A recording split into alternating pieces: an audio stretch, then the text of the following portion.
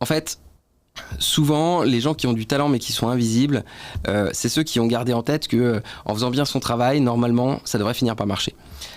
Ça, c'est de la stratégie de l'espoir et c'est en fait de la procrastination. C'est que on se protège en se disant que comme on est bon et on va travailler à être bon, on devrait pouvoir du coup réussir. Or, le marché ne valorise pas et ne récompense pas les gens juste pour leurs compétences, mais pour leur capacité à se connecter au marché, en fait. Et du coup, ça pose beaucoup de problèmes à des gens qui sont très compétents, mais du coup qui n'arrivent pas à décoller et qui finissent par avoir des doutes d'ailleurs sur leur propre capacité et en fait ils se trompent de sujet complètement. Donc quand quelqu'un a un très grand talent, devrait normalement avoir une activité qui tourne du tonnerre parce qu'il a de l'or entre les mains, il est capable d'aider, d'accompagner des dizaines de personnes pour les aider à résoudre des problématiques très sérieuses chez elles et dans leur vie. Et donc normalement il devrait avoir une activité florissante. Dans ce cas, ce qu'il faut, c'est réussir à déverrouiller ces mécanismes en fait, de protection, le fait qu'il recule toujours pour passer à l'action et pour se mettre à commencer à développer des stratégies de marketing.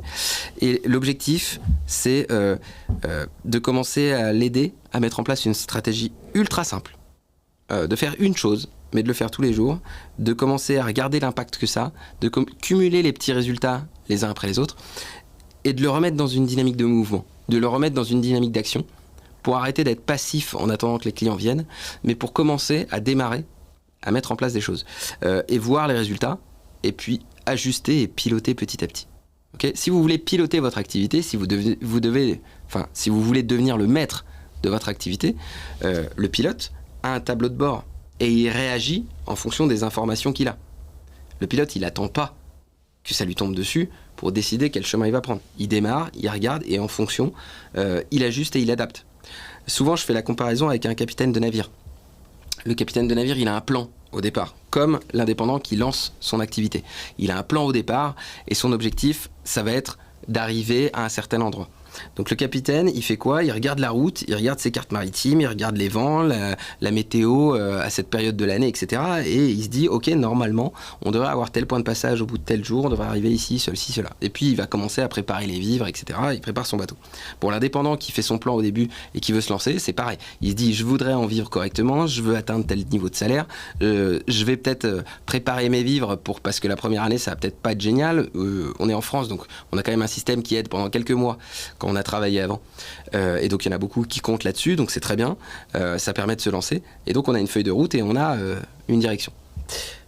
Et puis après, on se lance, on avance, et là arrive ce qui arrive. Et quand on est capitaine de navire, ça se passe rarement comme dans les plans. Il peut y avoir une tempête, il peut y avoir pas assez de vent, moins de vent, on va plus vite, on va moins vite, on va différent. Il y a une avarie, il y a un problème, il y a un trou dans la coque, il faut le réparer, il se passe des choses. Vous avez tous regardé au moins une fois ce que c'était les grandes courses, le Vendée Globe, etc. Il arrive tout le temps plein d'aventures. Et si vous l'avez jamais fait, regardez ou regardez des résumés ou regardez ce qui s'est passé. Mais en fait, ils ont tous toute une aventure. Alors qu'ils partent tous pour faire la même chose, mais ils n'ont pas vécu la même course chacun et il leur est arrivé des tas de trucs qui ne sont pas du tout les mêmes. L'entrepreneuriat, c'est pareil. Vous avez fait un plan au début, puis il ne va pas se passer ce qui était prévu. Et en fait, si vous ne prenez pas d'action et si vous ne prenez pas de direction et de décision à chaque fois, et que vous attendez que ça passe, mais vous partez à la dérive, complet. Imaginez un capitaine de navire qui dit « Ah zut, ça ne se passe pas comme prévu. Bon bah j'attends, on va voir. » Et si le vent monte, ça va peut-être arracher les voiles, ça va peut-être casser le bateau, il va peut-être se balancer sur une falaise. Enfin, il faut qu'il réagisse quand même. Il n'a pas le choix, il réagit. Et ce qui est troublant avec les indépendants, c'est qu'ils regardent les choses se détériorer, ils regardent les choses ne pas bouger, et ils se paralysent. Et ils attendent. Et en fait, c'est ça le plus grand danger. C'est qu'il ne faut pas se paralyser et attendre dans la tempête, il faut agir. Il faut parfois réduire les voiles quand la tempête est trop forte pour mieux rebondir ensuite, préserver l'énergie, mais il faut, dès que le beau temps revient, tout de suite se remettre au travail.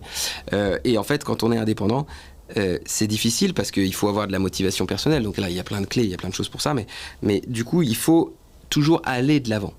Donc si vous êtes invisible, c'est probablement parce qu'à un moment, vous avez arrêté d'aller de l'avant. Et surtout, si vous êtes bon et que vous êtes toujours invisible, alors ça, c'est le paradoxe total.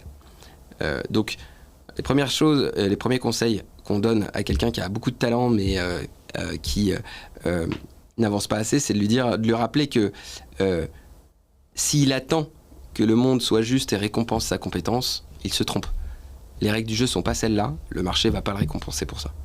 S'il commence à sortir et à aller mettre en place des petites actions, il va pouvoir constater qu'il se passe des choses et ça va le remettre dans la dynamique de l'action.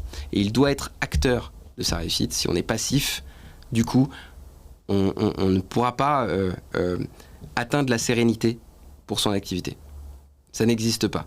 Il n'y a personne qui a réussi à devenir serein, financièrement stable, avec une vision à plusieurs mois, en étant totalement passif.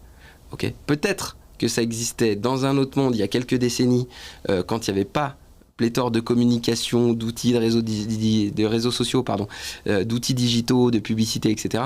Parce que du coup, les gens n'avaient pas le choix. Ils avaient besoin de résoudre un problème dans le village ou dans la ville, il y avait une ou deux personnes qui savaient le faire, les gens viennent vers lui. Okay. Aujourd'hui, il y a plein de possibilités sur le marché, il y a plein de gens qui montrent qu'ils existent. Si vous ne montrez pas que vous existez, vous n'aurez personne. On est dans un monde de concurrence, on est dans un monde de guerre de l'attention. Ce sont les règles du jeu du monde d'aujourd'hui. Si vous n'êtes pas prêt à assumer les règles du jeu et à jouer dans les règles du jeu qui est commun à tout le monde, alors du coup, vous allez passer à côté de votre vocation, de votre projet, de votre envie de développement et vous allez passer à côté de votre sérénité. Encore une fois, c'est quelque chose que je dis souvent, mais la liberté d'être indépendant et d'en vivre confortablement, ça ne se décrète pas, ça se gagne.